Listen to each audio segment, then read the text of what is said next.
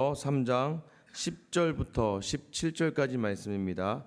디모데후서 3장 10절로 17절까지 말씀.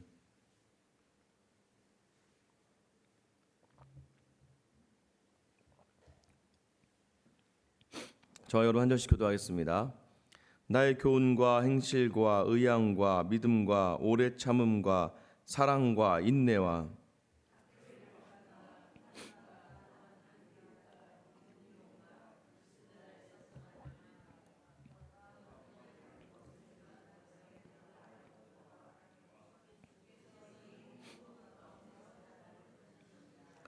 무릇 그리스도 예수 안에서 경건하게 살고자 하는 자는 박해를 받으리라. 악한 사람들과 속이는 자들은 더욱 악하여져서 속이기도 하고 속기도 하나니, 그러나 너는 배우고 확신한 일에 거하라. 너는 내가 누구에게서 배운 것을 알며 또 어려서부터 성경을 아는다니, 성경은 등이 너로 하여금 그리스도 예수 안에 있는 믿음으로 말미암아 구원에 이르는 지혜가 있게 하느니라. 모든 성경은 하나님의 감동으로 된 것으로 교훈과 책망과 바르게 함과 의로 교육하기에 유익하니, 이는 하나님의 사람으로 온전하게 하며 모든 선한 일을 행할 능력을 갖추게 하려 함이라. 아멘. 할렐루야. 오늘도 여전히 하나님께서 우리와 함께 하시며 여러분의 귀한 깨달음 주시기를 주님의 이름으로 축원합니다. 네. 이제 직장에 가서 처음 직장에 가서 앉아 있으면요, 이제 이렇게 하죠. 복사만 시킵니다. 처음에 딱 가서 앉아 있으면 아무것도 시키지 않더라고요. 복사만 좀 해달라고. 근데 그 처음에는요, 이 복사만 하는 일도 굉장히 굉장히 뿌듯하고 좋습니다. 왜냐하면 일을 하니까. 회사에 가서 처음에 가면 뭐 할 게 아무것도 없거든요. 복사만 합니다. 그런데 이게 한 몇 주 복사만 하다 보면 이제 지루해지기 시작하죠. 복사하는 게 힘들어지는 거죠. 그 다음부터는 어떤 일들이 일어나냐면요, 이제 계속 이제 조금씩 이제 다른 일들 하고 싶어지는 마음이 있습니다. 제가 처음에 회사를 들어갔는데, 저는 원래 이제 경영학을 전공했는데요, 회사는 건축 회사였습니다. 원래 지원한 파트는 이제 기획 파트로 지원을 했었는데, 마지막 임원 최종 면접에서 제가 참 말을 잘한다고 저를 그 영업팀으로 바꿔버렸습니다. 마지막에 그 영업팀으로 갔더니, 이게 건설 쪽이다 보니까 저희 영업팀 안에 있는 모든 사람은 전부 다 건축학과 그 친구들이었어요. 그러니까 건축학을 전공하지 않고 저는 이제 인문 계열에서 와서 이걸 하다 보니까 사실은 너무 좀 이렇게 생소하게 되었죠. 그래서 건축 도면을 봐야 되는데, 제가 맨날 뭐 경영학 공부하다가 갑자기 건축 도면을 봐야 되니까 전혀 이제 처음에 너무나 좀 힘들었습니다. 당연히 처음에 저에게 시켰던 일들이 이제 복사해라, 그다음에 이제 CAD 파일을 주면서 이거를 출력해라. 계속 뭐 도면만 계속 출력하는 거, 하루에 한 몇백 장씩을 이제 계속해서 이제 일이 있으니까 그걸 계속 출력하는 일만 한 거죠. 나중에는 막 이제 이게 너무 빨리 적응을 해서 한 몇 주도 안 됐는데, 이거 말고 좀 생산적인 일을 하고 싶은 겁니다. 나 같은 대학교를 졸업한 사람을 왜 여기서 복사만 하고 내가 있으려고 이 회사에 왔나라는 생각을 하게 된 거죠. 시간이 지나면서요, 계속 복사를 하면서 그래도 도면을 한 번씩 보고, 복사하면서 도면을 한 번씩 보고, 계속 나가는 것들에 대해서 보고 하는 것들이 이제 쌓이잖아요. 근데 그러면서 이제 나중에 깨달았습니다. 아, 이렇게 해서 안 되겠다. 그래서 복사하는 일은 새벽에 하자. 그래서 남들보다 한 2시간 먼저 출근해서요, 쌓여져 있는 일들은 먼저 다 끝내고, 낮에는 가능한 한 나도 좀 뭐 좀 해보자 해가지고는 이제 소위 말해서 이제 법인 영업이라는 것이죠. 그러니까 이 회사들, 거래처들 좀 돌아다니고 거래처를 좀 만들고 하는 일들을 좀 하게 되었습니다. 그런데 나중에 시간이 지나서 확실하게 알게 된 것은, 제가 한 몇 개월 동안, 물론 이제 그 이후에도 했지만 수개월 동안 복사하면서 봤던 도면들, 이 도면들을 어떻게 만들어지고 했던 것들, 제가 나중에 참 웃긴 일이 뭐냐면요, 저는 이제 경영학과를 나왔고 사실 건축의 건자도 모르고 CAD 도면을 출력한 일밖에 없지만, 이제 대형 이제 뭐 건설사에 이제 뭐 공사 담당하는 분들이나 뭐 또는 뭐 그 설계사무소에 이렇게 기술을 담당하는 막 기술사들, 이런 분들 있잖아요. 근데 중요한 건 그분들을 제가 가르치고 있는 거죠. 그렇게 보시면 되는 게 아니고요, 이렇게 보는 거예요. 사실 가르치면서 제가 참 웃겼습니다. 이 사람들을 내가 이거를 이렇게 도면을 풀어준다 그러거든요. 이 마지막 이 마무리를 풀어주는 걸 제가 가르쳐주고 있는 걸 하면서 참 재밌다. 근데 이게 내가 원래 이거를 저보고 그리라고 하면 사실 그릴 수도 없는 일들인데 하고 있더라고요. 어디서부터 비롯된 거냐면 그냥 저도 모르게 계속해서 도면을 복사하면서 한번 보고 더 보고 보고 더 보고 했던 일들. 나중에는요, 사람들을 대면하고 심지어는 외국의 바이어들 만날 때도요, 제가 이렇게 그림을 딱 그리면서 설명을 해주고 있는 걸 보면서 깜짝 놀랐습니다. 제가 그런 건축 쪽의 기술자가 아니었거든요. 시간이 지나면서 점점점 제 안에서 이 일에 대해서 더 확신을 갖게 되는 것이죠. 그러니까 좀 더 자신감 있게 되고요. 사실 지금도 여전히 한 4일 전에 저희 팀장님, 지금 이제 개인 사업하신 사장님이신데 4일 전에도 전화가 왔습니다. 김 목사 없어. 그분 집사님이신데 참 술도 잘 드시고 놀러도 잘 다니시는, 항상 저에게 이제 가끔 전화 오셔서 매번, 지금은 안 그러시는데 처음에 신학 시작하고 한 7년 정도까지는 계속 전화 와서 아직도 시간 있어, 돈 벌러 와, 무슨 목사야, 뭐 힘들게 우리 같이 일해보자, 같이 일해보자 하면서 계속 연락 주셨던 분인데, 그렇게 하다 보니까 직장 일도 굉장히 재미가 있고요, 자신이 있고요, 무엇을 하더라도 두렵지도 않고 떨리지도 않은 것이죠. 왜냐하면 내가 하는 모든 일에 대해서 내가 확신을 가지고 있고 준비되어져 있고, 누굴 만나도, 심지어는 다른 전문가를 만나도 제가 전혀 주눅이 들지 않기 때문인 건 무엇입니까? 제가 하는 일이 무엇이고 어떻게 해야 되고 무엇을 하는지 확실하게 있기 때문입니다. 바울이 디모데에게 오늘 권면하는 내용이 이 내용이에요. 우리가 3장 1절에서 읽었지만 말세 때에 너희가 고통받는다, 고난받는다라고 얘기합니다. 예수님 온 이후부터 지금까지 계속해서 성도들에게는 고통과 고난이 있다는 것이죠. 오늘 본문도 이렇게 이야기하잖아요. 12절 말씀 보세요. 무릇 그리스도 예수 안에서 경건하게 살고자 하는 자는 박해를 받으리라. 여러분, 경건하게 살고자 하면 박해 받을 수 없다. 여기서 이제 사실은 경건하게 살고자 하는, 가로 안에 뭐가 있냐면 모든 자는, 이 헬라어로 판테스라는 단어가 있는데 이거를 이제 좀 생략을 했습니다. 이 번역을 하다가 결국 무엇이냐면 경건하게 살고자 하는 모든 자들은 다 박해를 받게 된다라고 이야기하고 있는 거예요. 여러분, 그러면서 바울이 디모데에게 어떤 이야기를 합니까? 자기가 가르쳤던 교훈들, 또 자기가 디모데에게 보여주었던 그런 믿음의 성품들 이야기하고, 또 하나는 무엇입니까? 그러니까 네가 나를 알지, 내가 어떤 사람이고 내가 너에게 무엇을 가르쳤는지 알지. 또 하나는 무엇입니까? 내가 어떤 일을 겪었는지 알지. 여기서 나오는 많은 박해당한 일들이 있어요. 특별히 안디옥, 이고니온, 루스드라는요, 디모데가 살았던 지역입니다. 그러니까 처음에 바울이 이 안디옥과 이고니온과 루스드라에서 복음을 전하는 사역을 바나바와 함께 했습니다. 이 일들을 하면서 엄청나게 많은 고난을 당하고 돌로 쳐 맞기도 하고요, 죽었다가 다시 일어나기도 하고 굉장히 많은 핍박 속에 있었는데, 그 가운데 이것을 누가 봤냐면 디모데는 그 루스드라와 이고니온에 살던 그런 사람이었거든요. 그러니까 디모데가 봤다는 거예요. 바울이 처음에 어떻게 이 동네에 왔고 유대인 회당에서 그가 전하는 말씀에 막 사람들이 막 엄청나게 호응하고, 이것을 보았던 유대 종교자들이 어떻게든 바울을 죽이려고 했고 엄청나게 핍박했고 박해했고, 심지어는 사람들을 선동해서 돌로 치기까지 했던 이 상황들을 디모데가 봤기 때문에, 디모데야 알지, 너는 알지. 그리고 또 이후에 어떤 일들이 있습니까? 디모데는요, 유럽 전도 여행에 바울과 함께 했습니다. 그러면서 바울이요, 그 유럽 전도 여행을 하면서 어떤 기적과 이적과 말씀의 놀라운 부흥과 더불어서 엄청난 박해들, 또 매에 맞아 죽기까지 하는 그런 모든 상황들을 디모데야 네가 보지 않았냐? 그러니 결국 무엇입니까? 봐라, 경건하게 살고자 하는 자는 박해가 있다.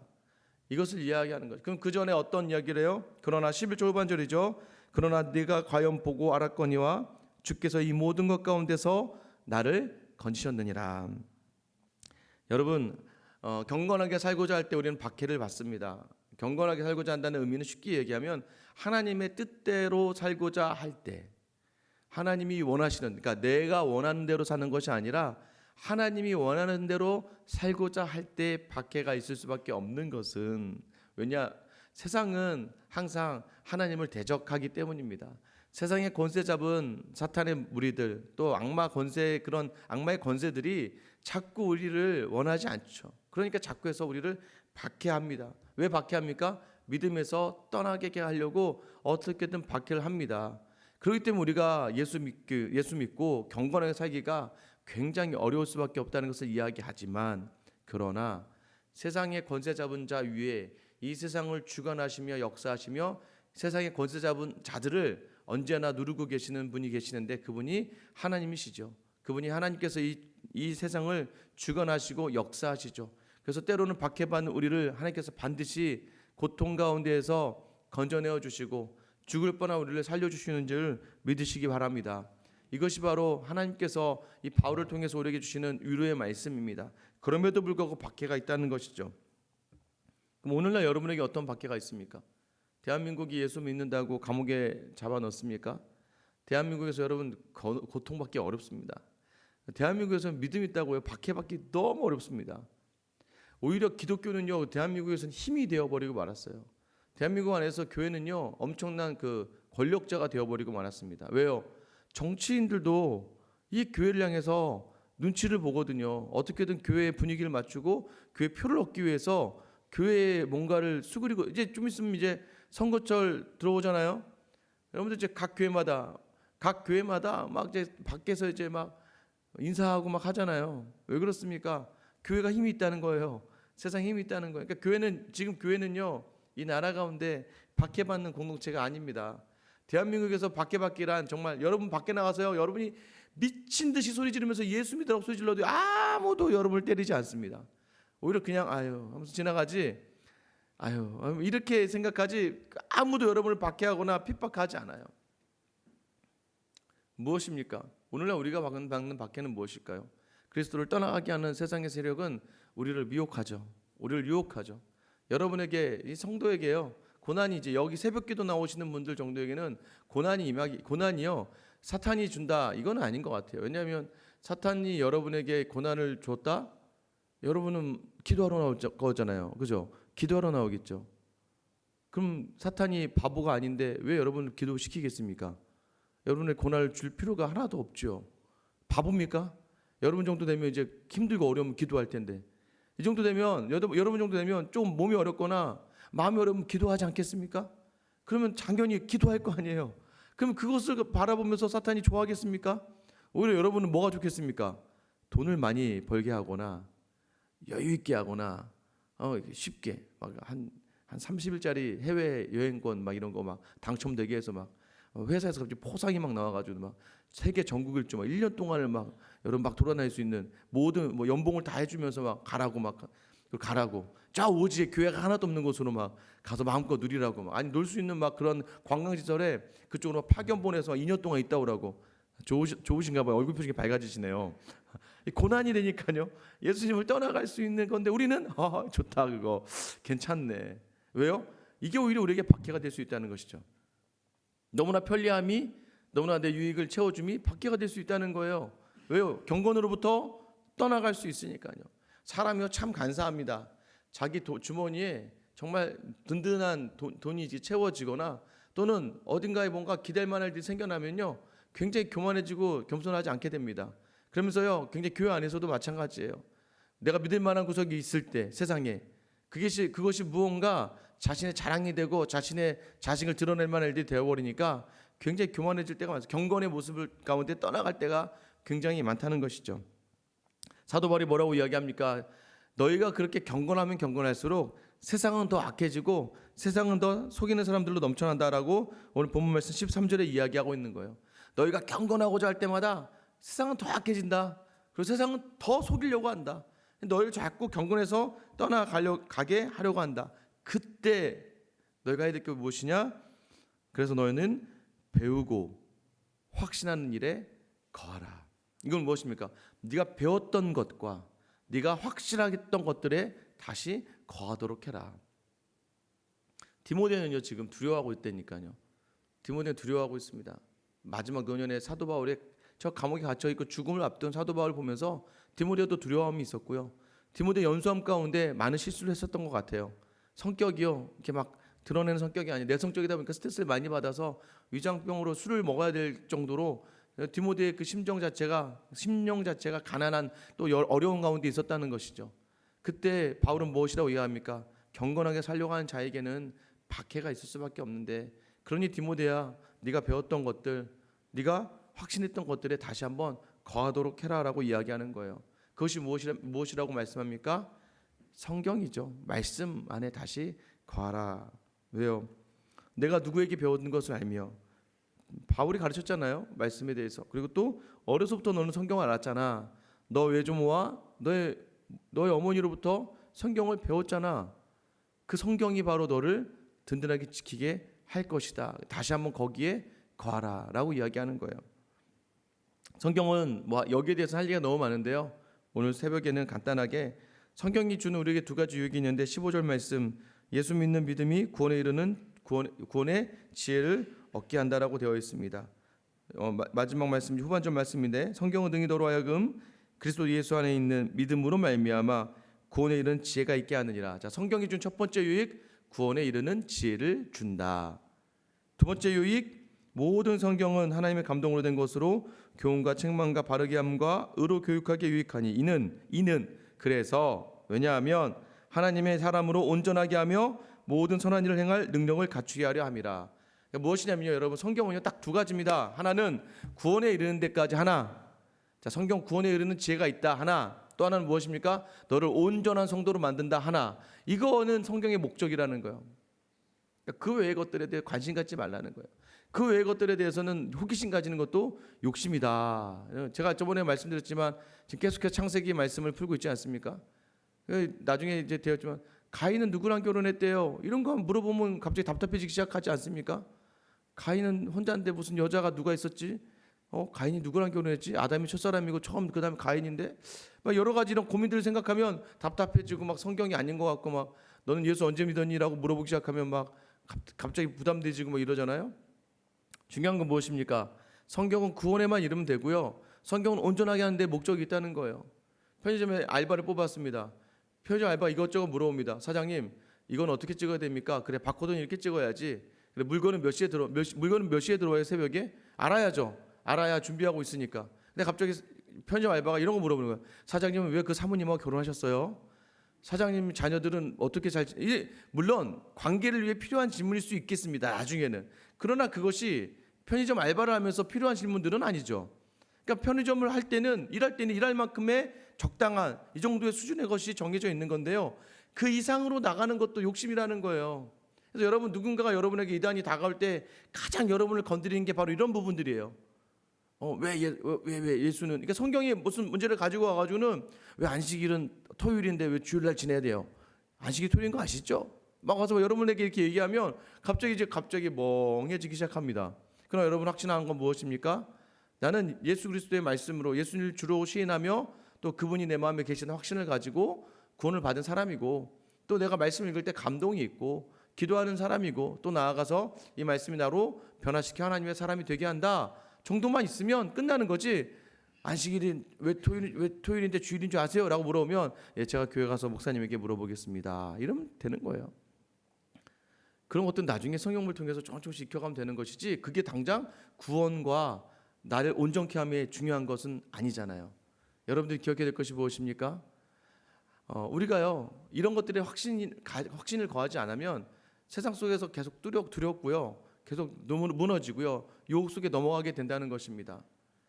여러분, 고난 가운데 지금 계속 있으시죠? 여기 얘기했잖아요. 경건은 하나님의 뜻대로 살고자 하면 다 다 고통당한다. 여러분, 그 고통 속에서 살아남고 이겨낼 수 있는 방법이 무엇이라고 이야기합니까?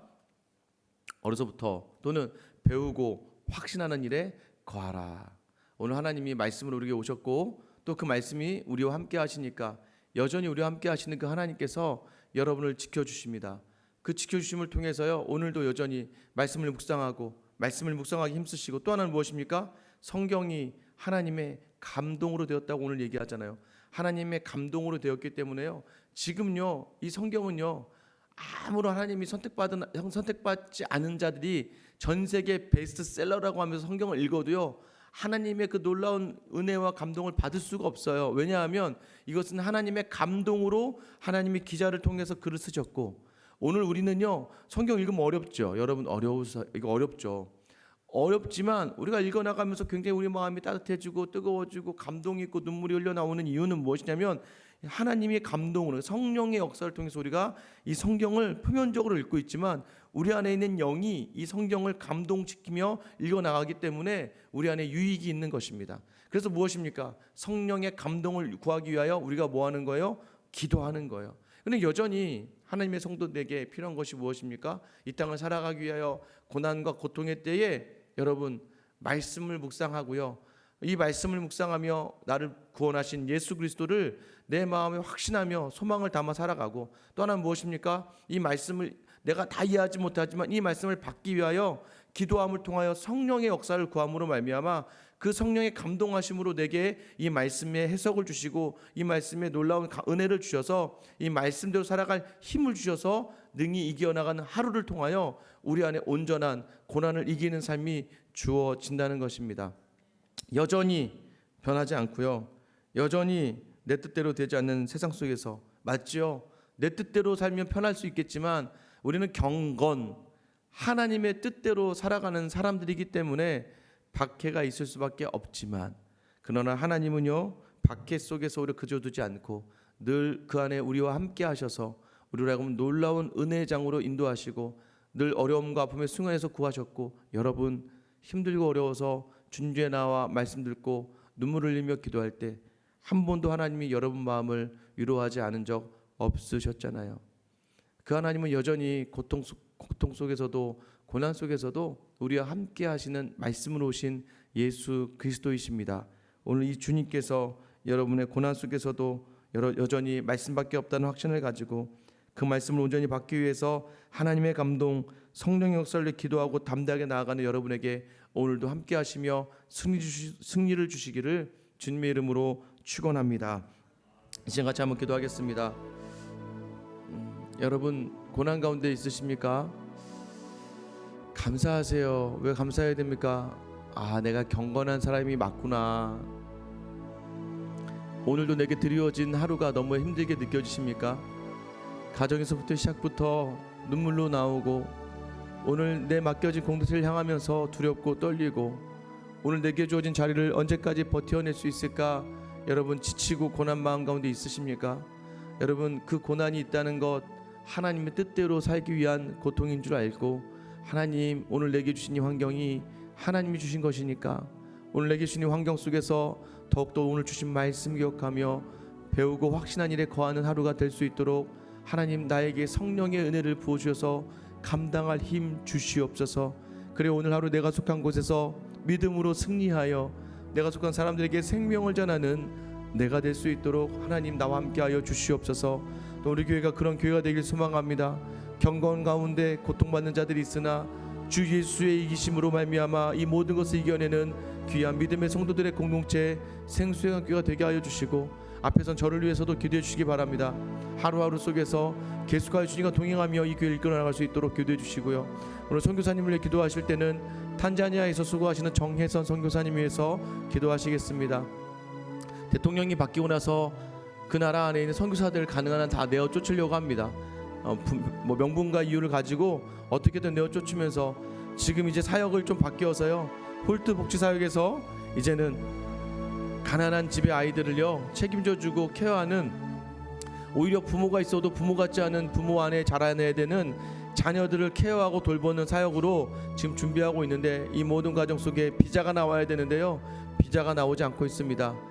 이 비자의 모든 과정을 하나님께서 허락하여 주셔서 온전하게 그 아이들을 돌보며 사역 감당할 수 있게 해달라고 오늘 시간 나와 교회와 선교사님을 위해서 주님 이름만 부르며 기도하며 나아가겠습니다. 주여, 주님